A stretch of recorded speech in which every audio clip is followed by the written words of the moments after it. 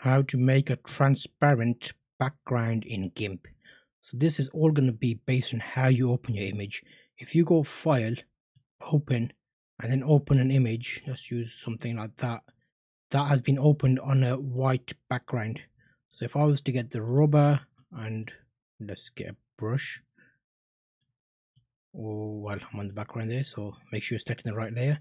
You'll see when I rub out her face, it's showing black because the background is actually black in color, even though I can turn the background off and then get a rubber, it just shows black. The way I normally do this is I go File, New, and then I get whatever size you want. I normally use 1920 by 1080, and then I go Advanced Options, and here it says Fill with Background Color. I make it Transparency.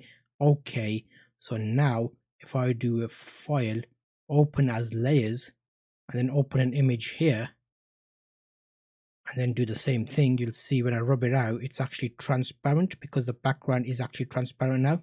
So it's all down to how you open your images. So that shows you that. Under a minute. Oh, we were close.